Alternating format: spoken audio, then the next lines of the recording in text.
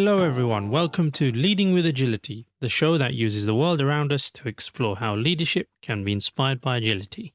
As always, I'm your host, Arif, and I'm joined by... A huge surprise, myself, TK. a big surprise. Yes, Welcome. indeed. Welcome to all our listeners, and thank you for joining us for another episode of our show. And in today's episode, I wanted to explore this idea of role modeling, something that I don't think we've touched on. No, not directly, and it's quite an interesting idea indeed. Yeah, it is. And I wanted to talk about, there's lots of aspects and angles how we can discuss this topic. And I think a few things that came up for me when what I was researching and thinking about when thinking about this episode, TK, is, well, from a leadership point of view, there's I suppose, thinking of, whether you like it or not, you may end up being in a position where you are seen to be a role model effectively to those people who are around you. So what does that mean for leaders? How do you perfect your stance as a role model? How do you take on that mantle of role modeling, essentially? Or how do you become comfortable with doing it at all? Yeah, exactly. So that's one aspect. And I think more deeper than all of that, I wanted to maybe start off is, why do we need role models in the first place? What do they give us? Why do people seek them? And I suppose, as we said, maybe some examples or thoughts about, what makes a good role model perhaps, and maybe not so good ones too. Yeah, there's plenty of these not so good ones. I'm sure there are. So yeah, let's get stuck in to the episode. And I think, I want to start with a discussion around why do we have role models in the first place? And, where does this idea come from? Or there's something innate or natural maybe from a human point of view about this idea of looking up to or looking towards others, right? For behavior, for standards, for how we should operate, for whatever it might be in the world around us. And that seems to be quite common. Well, it's quite primal, really. It starts when we're really young in our families. We're looking up to our parents, Yes. Older members of a family, We have to, but, outside of that, we have to figure out what are the acceptable norms of behavior. So, yeah, it's only natural that we have to look at something. Well, you kind of touched on that starting point quite well. There are studies that have shown that we do this, especially as children, through this idea of concept, called vicarious reinforcement or vicarious reinforcement, if I've got the pronunciation wrong. I don't know if you've come across this before, TK, or have you heard about this before? Not through this name, but I think, I might know what it means, but I think you have a definition for that. Yeah, so it's very specific, and it's all about when it has its roots in childhood, but it happens in day-to-day life, even as adults as well. And it's when a learner observes someone they identify with, and that person then receives some reinforcement for whatever they're doing, then the learner who's observing that interaction is then motivated to imitate that same behavior as if they've been reinforced themselves. So, yes. Okay. So they're witnessing an interaction taking place where someone is getting rewarded for some particular behavior. And through that, they then interpret that okay, that is something that if I do, I'll get the same positive reinforcement. And so only logical, isn't it? Entirely logical, exactly. And this is off the back of plenty of studies going back into the 60s. So researched academic work on this. But I guess if you think about it, what found to me interesting is this concept or this definition applies in both ways, right? Because it doesn't talk about whether the reinforcement is a good thing or a bad thing, or the behavior that is being reinforced, is a good behavior or a bad behavior. It's just the fact that when we do see something being rewarded, it can consciously, or in this case, maybe even subconsciously, affect how we behave subsequently. Well, for many people that don't derive their values from, an ancient or religious tradition, one would say that good or bad are defined through observation. Yes, exactly. And so I was thinking about, we can take some very modern examples that are in front of us in our lives today, whether it's politics, business, wherever. Um, but yeah, maybe we'll come back to that. Let's see how the conversation flows. But yeah, I think when we're exposed to, as you said, positive role models as children, what's the impact when we grow up? Essentially, isn't it? That's what we're talking about. I mean, Well, yeah. So it's someone's being raised in a particular way with Yeah. particular values, with particular behaviors. It obviously shows throughout their lives. Quite common sense knowledge. And I know we're here talking about leadership, and we're talking about what leaders, what this means to leaders, and what this means in terms of your role and all of that. And we'll probably come to that a bit later. But one of the examples I was just thinking about was, if we look at someone like, let's be a bit controversial, Trump, right? Donald J. Yeah, Yes. Mr. Trump. If you observe from an outside perspective, here in the UK especially, right, when we're far removed in some sense, and you can see that despite lots of knowledge that we have, awareness that we have, or information that is publicly out there around his behaviors, his ethics, his morals, whatever it might be, there is no public or there is not sufficient, I suppose, public outcry or demonization, or let's say, or you can use the word he might use, cancellation for how he behaves. And so his behavior in some senses is rewarded in some quarters. And as a result of that reward, it becomes reinforced for those who follow him. So they see him as a role model because of the reinforcement he gets and the validation he gets from the behaviors that he, puts out there. But I just thought that was a interesting, perspective or angle to look at this whole definition of, how role models appear, or how or the causes for that to happen, or that phenomenon of role modeling. Well, this is an interesting example, and obviously there have been plenty of difficult role models in history. Yeah. I'm not mentioning any names, but also, in the UK, some blonde role models in positions of power, which also not mentioning any names. But what I think is interesting about this particular example is it goes further in terms of the followers of Mr. Donald J. They, even being confronted with facts about, behavior that such a person represents, because it doesn't necessarily match their mental model, they just deny it happening. Yeah. Which is amazing to see, the stories they like to spin. And obviously, Mr. President is quite skilled in spinning this narrative. So it's, so one would say it's so strong that, reality gets bent. And that's partly what some of what I was looking at. This leads to that point I mentioned about, because the public perception, no, that's probably not the right way of describing it. But because that person and what they represent haven't been essentially, admonished sufficiently enough that they have now disappeared from public life altogether, then they will remain as being seen to be some kind of role model to some section of society.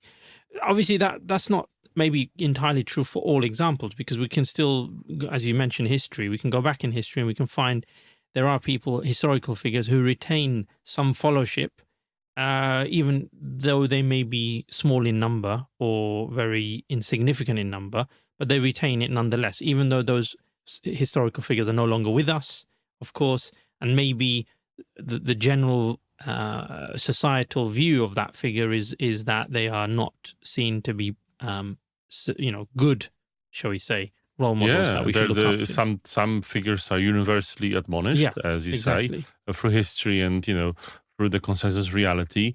The symbols and ideology they displayed is sometimes even illegal in many countries Yeah. to display or talk about, and yet it still gets brought up and talked about. So there's something there. Very interesting. So I suppose the question is, it goes on to then, okay, so, we've talked about what can happen from I don't know if it's a negative, I could say negative perspective of role modeling of, how this concept or this definition of vicarious reinforcement can impact who you see as a role model. There's obviously the opposite of that, where, you see good behavior being rewarded, then you'll model that same behavior because you'll expect that. And that's probably the general experiences of most of us listening, most of us here in this in the world around us, in society around us, right? As you said at the start, TK, I'm a bit more skeptical, Arif. I think the good and bad are just labels. No, I'm sorry to say that. It's like, as you can see with Donald J, the public perception changes. Some people possibly in some time in history, and if you dig out this podcast 100 years from now, maybe he will be venerated as a national hero. Yeah, no, but I get what you're saying. I just meant the general point I was trying to get to was that, through our childhood and the way we've been brought up, there are going to be some very common behaviors and attributes that have come through us seeing, how our parents have reinforced that in the way they've acted. That's what I was trying. I absolutely will agree on that. Yeah. However, I will possibly stop short of saying good or bad, because cultures have different behaviors, different norms, and time flows and things change. So, not getting political here, although we're using some political names, it's just interesting to see that definitely behaviors get mimicked, role models are being taken, but to say good or bad, it's an interesting fair concept. enough. Okay, there may be some subjective, but there are some. Okay, we're going to stray away from this topic a bit with this conversation. I think if we go, it's another episode. How do we define good and bad, evil, all that stuff, right? And then you know what? Very quickly, we can say productive. For the society and culture you're living in, and not productive, right? So that make you successful and unsuccessful. Now, some would say that the behavior of Mr. President made him quite successful. Maybe, but then that's not, I suppose, answering the how can I say this? I think that's a shortcut, or it's a cheat answer to this point about good and bad. But okay, for the sake of argument. But that's a separate episode about ethics and where values come from and different cultures, different religious traditions. So moving on to the next point slightly. But it's interesting. It is fascinating. So, okay, but going back to our core, what we're here for, and leadership and that kind of stuff, right? I wanted to touch a little bit on, okay, so what should we look up to as a role model from a leadership point of view? Let's just go there, okay? And interestingly, there's been some research over the last couple of years, so very recent, 2020, a academic paper. I was just browsing, and they described some experiments they ran on how they, how we look at role models. How do we pick them? And what is it that when we pick a particular role model that we like? And why is it that some role models are liked more than others? So it's interesting. I think this is more applicable to what we're talking about.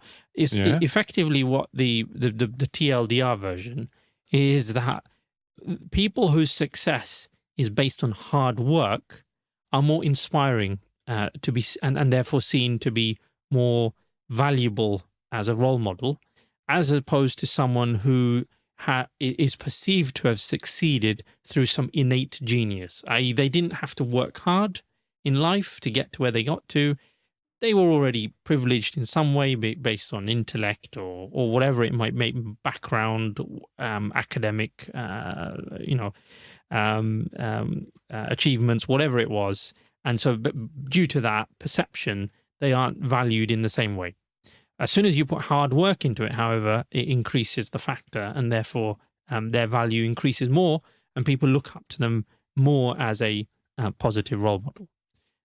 Well, I guess so. It's quite logical. Just because if you believe that this person became successful due to the sweat of their own brow, it might mean that you can be successful too for doing the same. But if, someone was born into success, you might not have been so lucky. There you go. And I think that is, you've hit the nail on the head a little bit there, which is what this kind of, some of the lessons out of this research is kind of what you're talking about there, this idea of this growth mindset approach, as in, okay, well, look, I've seen that person through hard work and striving and, really doing their best, get to that really successful place. That means it's possible for me.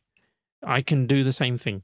Whereas if I see someone who's supposedly got there through not having to do much, it's like, well, I haven't got much chance, have I?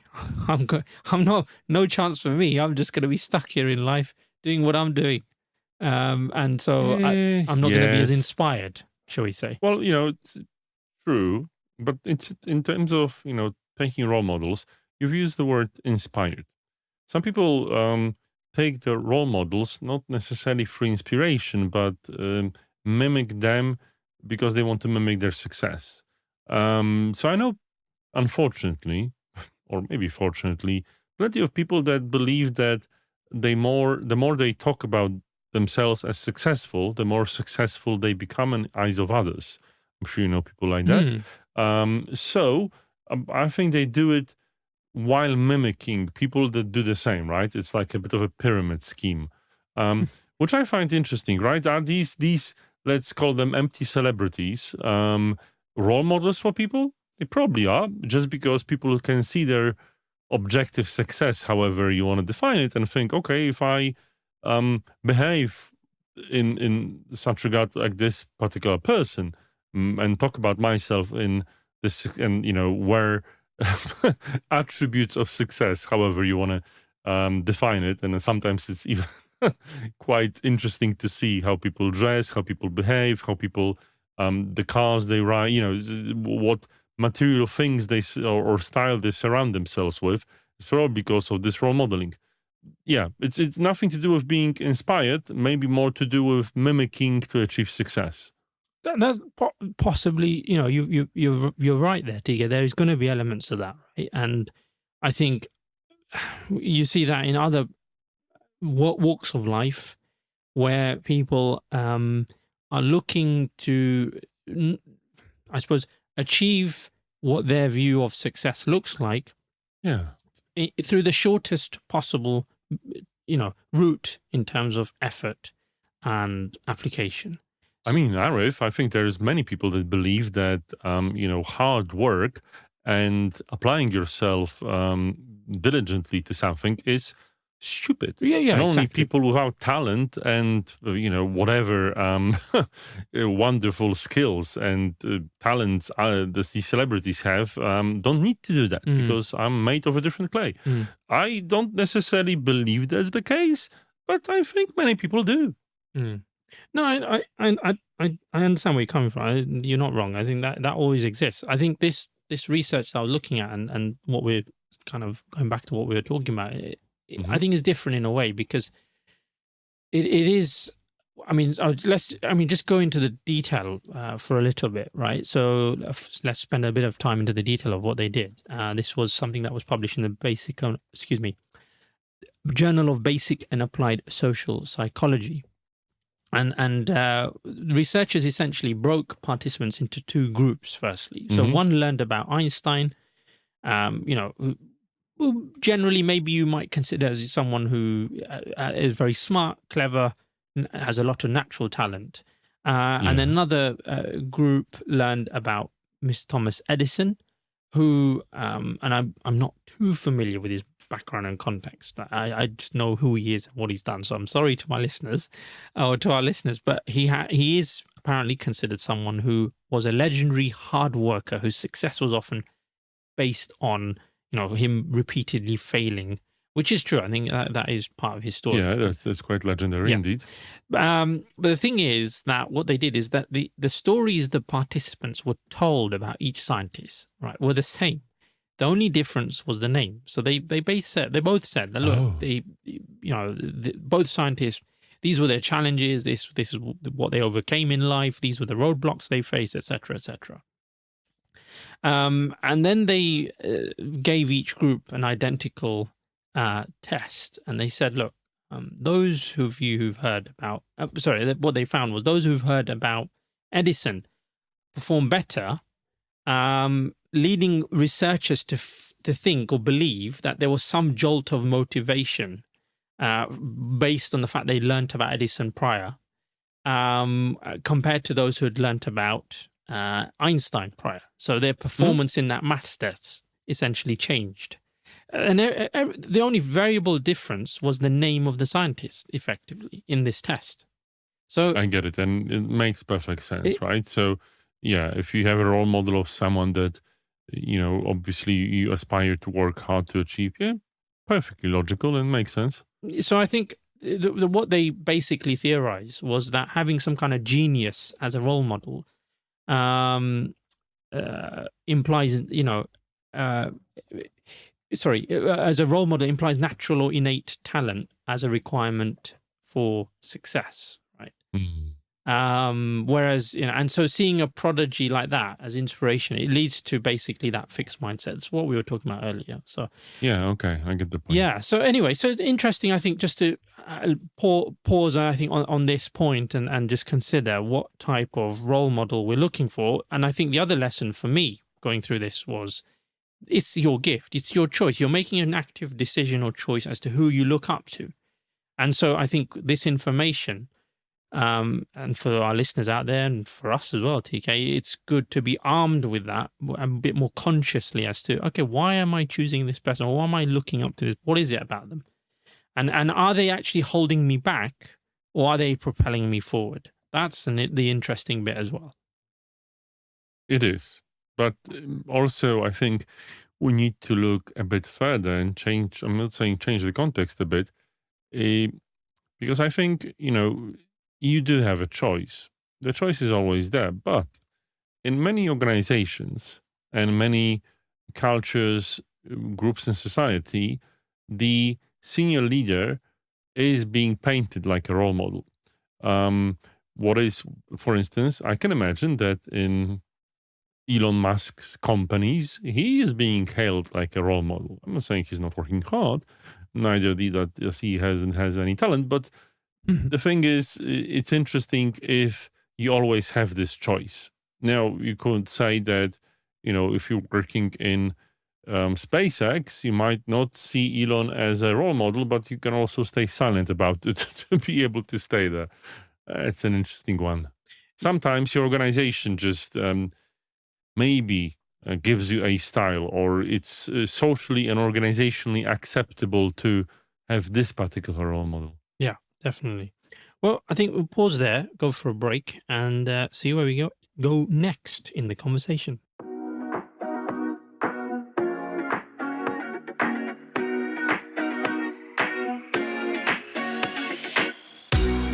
Are you looking to create a brand new leadership style for your organization? Our flagship Leading with Agility development program is designed with that in mind. Through a structured 3-month program, leaders will discover what it takes to demonstrate agile leadership while receiving dedicated one-to-one leadership coaching. So visit our website today, humble.associates, and get in touch to see how we can help your leaders become agile leaders.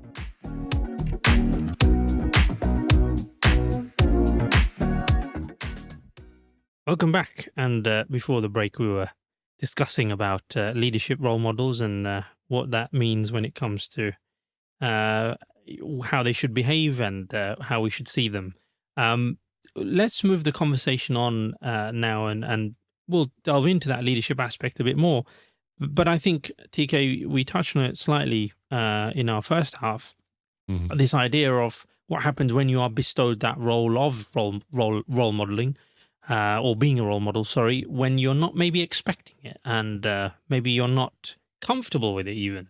No one told you it's going to happen. Exactly, right? And I thought a semi-humorous perspective to start from. is what I call the Peter Parker model of leadership, right? The infamous quote that we all know and love, which is from the comics, with great power comes great responsibility, TK. What do we think about that? Well, I think, it's Peter Parker as the Spider-Man. I think it was his uncle. His uncle exactly. Ben? Yeah, that said it. Why do I know his name is Ben? Probably isn't. I'm sure you can I think he is. let me know in the comments. Doesn't matter. But, that's the thing, right? Because, it's a character-defining quote. And quite right. And I think the interesting, and, working with many leaders myself, that's what people are afraid of. And I think when it comes to role models of leadership, the responsibility is rarely shown, right? People like power, but responsibility is scary for many people. Yeah. I think I was looking at some other, background to this, and one piece of work stood out for me, which is the work of a psychologist named Albert Bandura, who proposed this social learning theory, and it effectively says that people develop by observing others' behavior and copying them, similar to what we've already discussed, right? But the specific bit that he focused on was that he found that behaviors tend to trickle down. Now, that in a leadership organizational context is quite critical, because that effectively says that whatever the leaders are doing at the top, you will see elements of that lower down through the organization, through the hierarchy. So, the wider group, the middle ranking managers or lower ranking managers, whoever they are, however you want to define them in your context, they are effectively looking up to the leaders at the top and the behaviors they are demonstrating as a cue for how they should behave.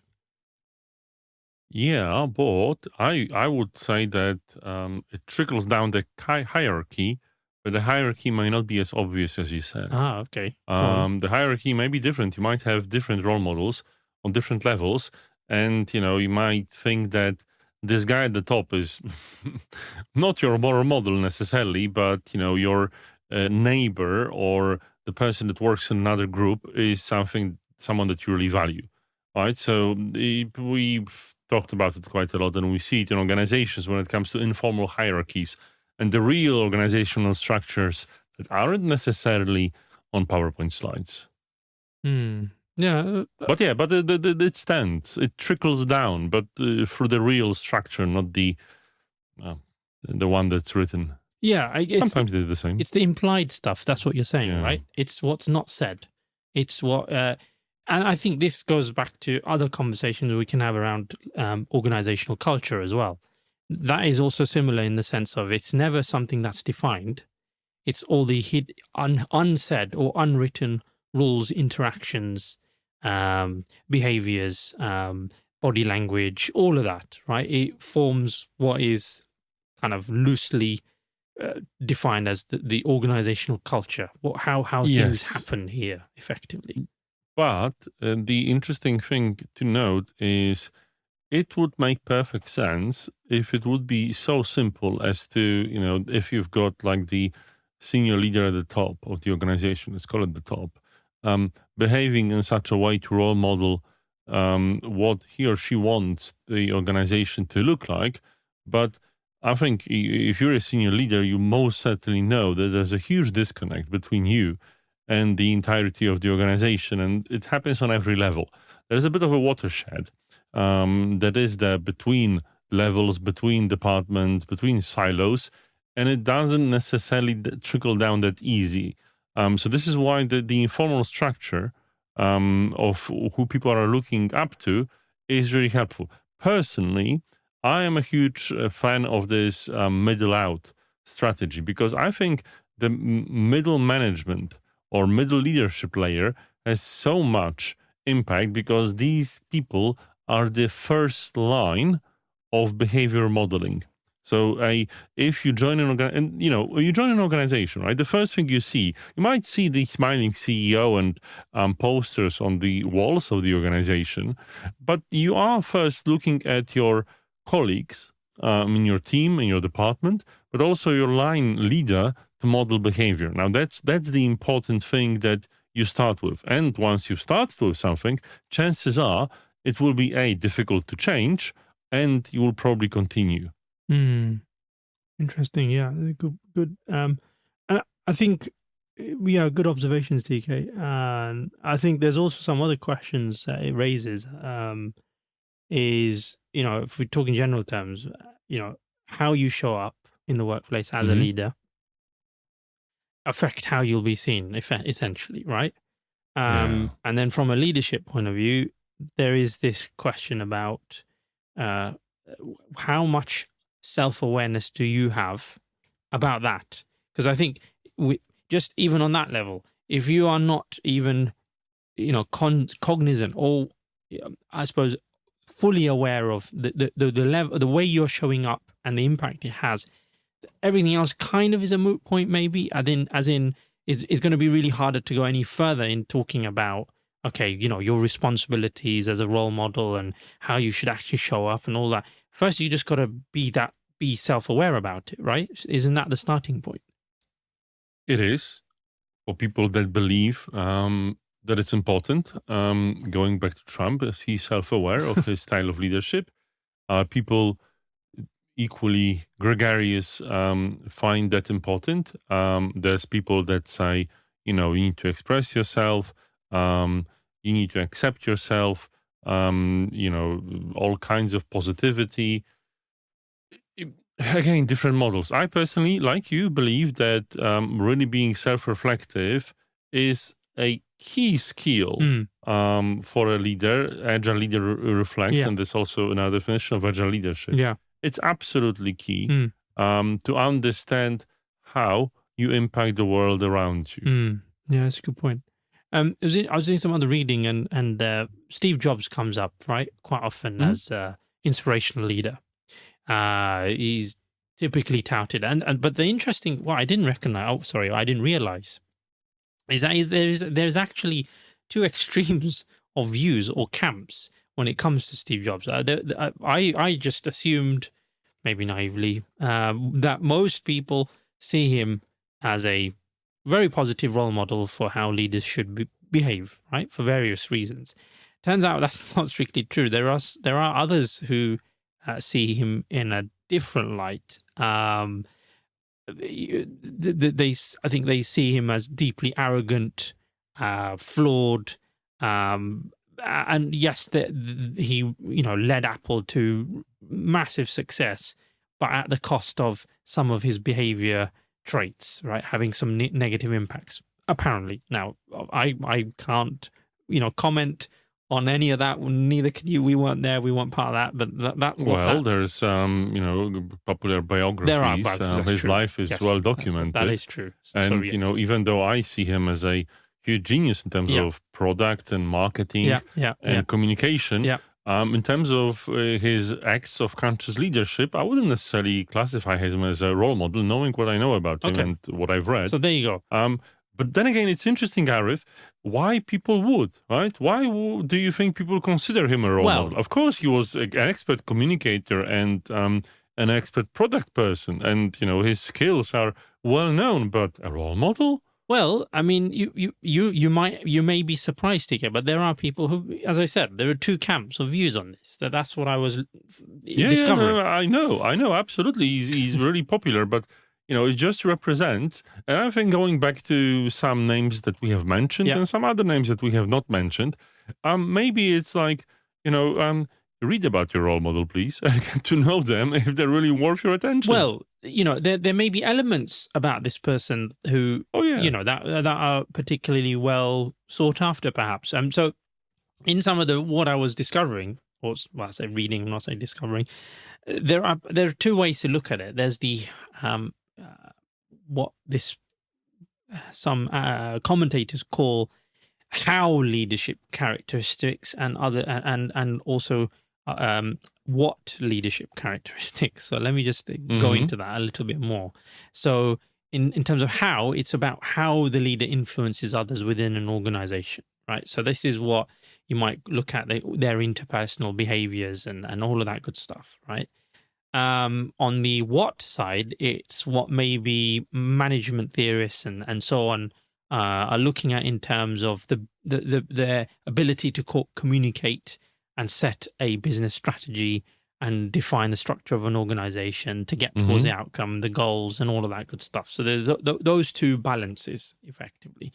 So the discussion I was following is say, well, if you want to, kind of going to your point, TK, how do you define that person as a role model? Why that person? And I know in our first half of the episode we've talked about this perspective of hard work, etc., from some of the academia that exists. But this was a different perspective, which is essentially saying that you've got to look at both angles. You've got to look at the how, and you've got to look at the what. And apparently Google conducted rigorous statistical analysis to empirically determine the characteristics of their most effective managers. Effectively, what they found was that, I'm quoting here, even-keeled bosses who made time for one-on-one meetings, help people puzzle through problems by asking questions, not being directive, essentially, took an interest in people's lives. Those were the type of leaders who were seen to be more effective. Now, that was Google's view on it. So they were, I suppose, there's more of that how slant, that interpersonal behavior, all of that good stuff. On the other hand, Deloitte, for example, explored how, from a different perspective, how investors, so I suppose you're looking at boards, shareholders, all the rest of it, right? What do they see? And they were looking at, if, as you'd imagine, that what character category, how what is the clarity of strategy from the leader? Can they execute? Can they deliver on what they're saying? And those things came out more on top for them. So, there are, from a leadership point of view, it seems, going on some of what I was reading, there's this rounded view that you've got to have both. You've got to be able to do that interpersonal element, and you've got to be that effective leader from a more management perspective as well. Yes, and also a human being that is able to do it all. As you say, with huge power comes a huge burden of being everything to everyone and having all these talents, right? And I don't know, obviously, one would say effective leaders, if they're being recognized, can have all of it, but hopefully you can find a role model that can exemplify that. Well, I would struggle personally. Yeah, no, I think you're right. Not many people I know that are able to be everything to everyone. Exactly, and so this is why I think it goes back to I kind of prefer where we were earlier in the episode around what does it mean to you and what are you looking for, and are they someone who is pushing you forward effectively, right, or rather than holding you back. And just on that, I just want to come to another point. Back in 2018, so this may be straying back into the politics a little bit, but I think worth bringing it up because I think there's something interesting. Not on mine. Go ahead. Yeah, back in 2018, the British Council revealed that of 16,000 young influencers who applied to their own development programs, they do leadership development programs of their own. Nelson Mandela was one of the top ones who came out as role models that these young influencers were looking towards. So and then in that list, there's the other expected ones, people like Gandhi as well, and I think there were other more modern leaders like Obama came up there. But I just got me thinking a little bit, these historical figures who have, always seem to stand the test of time when we're looking at, when we're having, discussions like this. What is it about them? Is it the fact that they had to overcome serious barriers and serious challenges in life to get to where they get to where they wanted to get to, right? I mean, let's just take Gandhi and Mandela. I mean, these people, from a human perspective, this was like, I don't see who others in recent modern history talking about, these are huge figures who, one had to overcome apartheid, the other one effectively ended colonial British rule in India. So there is something about the overcoming that they had to do to achieve their positions, which clearly a lot of these young people, and I know this is going back to 2018, were looking towards as their role models. I don't know, TK, what your Yeah. thoughts are. Well, I think, their life is well documented and their achievements definitely something to look up to as I do myself. And I think it really helps to read up and understand the complexities and their journey, not to flatten these role models. But I think there are thousands of role models like this living amongst ourselves, not really achieving huge successes, but sometimes carrying equally large burdens. Some of them are in our organizations, and it's just our ability to see them. So I think as we get towards the end of the episode, I mean, a couple of things I wanted to just highlight for our leaders listening. If you are in that position where you've been, you're suddenly realizing that people are looking to you, and maybe you weren't expecting that. I think some things that we can, or we've discussed already, we've touched on it, this idea of self-awareness. I think other things around how you can demonstrate more humility, as in, be honest about what you don't know, learn, seek opportunities to grow, seek opportunities to learn, to improve yourself.